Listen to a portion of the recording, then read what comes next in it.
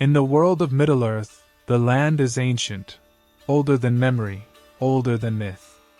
Across its vast forests, mountains, and kingdoms, countless beings have walked, some noble, some monstrous, and some entirely forgotten by time. Today, we explore them all. These are the races of the Lord of the Rings, from the immortal elves to the mysterious hobbits, from the mighty dwarves to the fallen servants of the Dark Lord, each with their own stories and secrets. Elves. The elves were the firstborn, the eldest of the children of Iluvatar. They awoke under the stars before the sun or moon existed. Immortal and ageless, they are deeply connected to the natural world and the music of creation. They are divided into many kindreds, the most known being the Eldar, who journeyed to Valinor, and the Avari, who refused the call and stayed in Middle-earth. Among them are the Noldor, wise and proud, the Sindar, grey elves of the forest, and the Sylvan, secretive woodland folk. They speak in beautiful tongues, craft with unmatched precision, and see time differently, for they do not die unless slain. Elves build with harmony, sing to the stars, and remember sorrows long past. But their time is fading. Even as they fight against darkness, they are already leaving the shores of the world. Men. Men are the second-born, the younger children of Iluvatar, born into the world after the elves. Unlike the firstborn, men are mortal. They age. They die. But with mortality comes a gift, freedom. They are not bound to fate or the music of the Ainur. They can choose, build, destroy, and hope. Throughout history, the realms of men rose and fell like waves. The ancient Edain fought beside elves in the First Age. From them came the Númenóreans, mighty seafarers, blessed with long life. But even they fell to pride, and their island was drowned. The surviving Dúnedain founded Arnor and Gondor. In the east, the Easterlings and Haradrim followed Sauron, seduced or enslaved. In the north, the Rohirrim became known for their horses and honor. Men are diverse, brave and corruptible, noble and flawed. But always changing, always striving. Among them rose Aragorn, heir of lost kings, and Faramir, a man of wisdom and restraint. Their legacy is not in stone or song, but in the choices they make. Ents.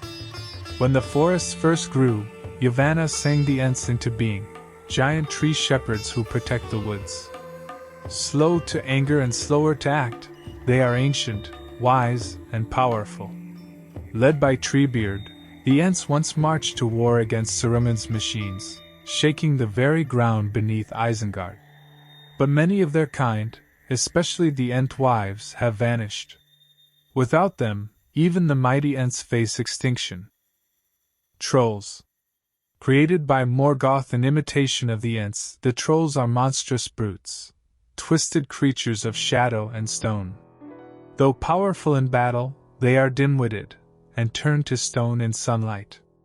A dark parody of Yavanna's creation, strength without wisdom, power without purpose.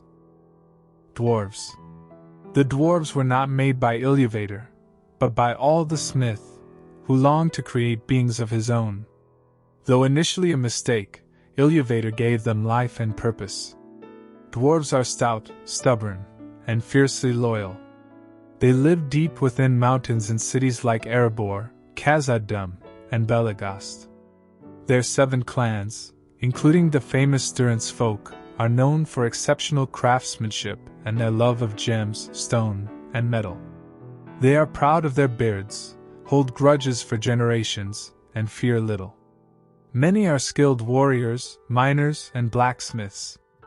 Though often secretive and wary of elves, dwarves have stood bravely in the wars of Middle-earth, fighting both dragons and darkness. Beneath their armor and axes lies a culture of rich songs, deep heritage, and enduring brotherhood. Hobbits. Hobbits are a quiet folk, unnoticed by many and preferring it that way. About half the height of men, with curly hair and leathery feet, they dwell in the green hills of the Shire, a place of comfort, gardens, and second breakfasts. Their origins are mysterious, but they are believed to be a distant branch of men.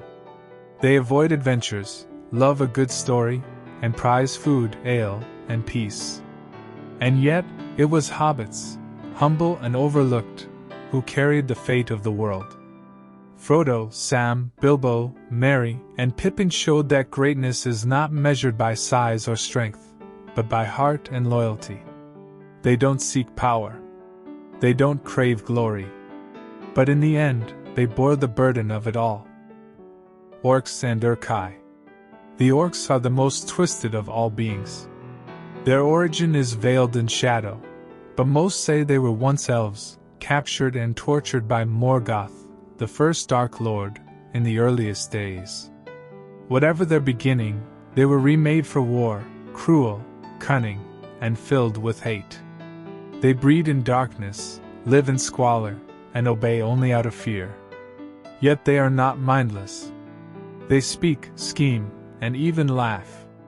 Some have crude hierarchies and rivalries. Others serve masters like Sauron or Saruman without question. Saruman bred a new kind of orc, the Uruk-hai, stronger, taller, able to walk in sunlight. They became the hammer of Isengard. Orcs despise beauty and tear down what they cannot possess. They desecrate, not to claim, but to defile. In them we see the shadow of what was, and what can happen when life is twisted beyond its purpose. Maiar. The Maiar are spirits, lesser Ainur, created before the shaping of the world. They are powerful, but not as mighty as the Valar, whom they serve. Some walked among elves and men. Others fell into shadow. Gandalf, Saruman, and Radagast were all Maiar, sent by the Valar as the Astari, to guide the peoples of Middle-earth without ruling them. Gandalf, known as Alrin in the West, walked with the gentle and the weary, learning before teaching. Sauron, too, was a Maiar. Once a servant of all, he turned to Morgoth and became his most feared lieutenant. After Morgoth's fall, Sauron rose alone, reshaping himself into the Dark Lord, deceiver of elves and men, forger of the One Ring. Some Balrogs, too, were Maiar, spirits of fire corrupted into demons of flame and shadow. The Maiar are not bound by flesh. They can appear fair or fearsome. Their strength lies in subtlety, in shaping fate from behind the curtain. They are the hidden hands of both hope and ruin. Balrogs. Once spirits of fire and light, the Balrogs were Maiar who followed Morgoth into ruin. Wielding whips of flame and wrapped in shadow, they became creatures of terror, few in number, but nearly unstoppable. They are relics of an ancient war, living embers of a forgotten age. Valar and the Ainur. Before even elves or men, before time itself, there were the Ainur, the immortal spirits created by Eru Iluvatar. The greatest of them who entered the world became the Valar, the architects of Arda. Manwë, lord of the skies. Yavanna, who gave life to the trees. All, the craftsmen who made the dwarfs. And Melkor, the mightiest, who became Morgoth, the first Dark Lord. From their thoughts, all things were shaped, from the stars to the mountains, from eagles to Ents. Nazgûl. Once kings of men, the Nazgûl, or Ringwraiths, were gifted rings of power by Sauron. Over time, they became neither living nor dead, enslaved by the One Ring and its master. They ride black steeds and fell beasts, cloaked in terror and unseen by mortal eyes. Chief among them is the Witch King of Angmar, a name spoken only in dread. Bound to the ring until its destruction, they are the silent heralds of doom. Great Eagles. Soaring high above the mountains are the great eagles, majestic, intelligent, and proud. Said to be servants of Manwë, the king of the Valar, they intervene rarely, but decisively.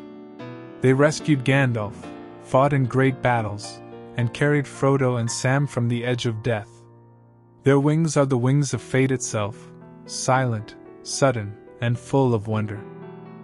And so, the world of Middle-earth teems with life, each race a thread in the great tapestry woven by Eru Iluvatar.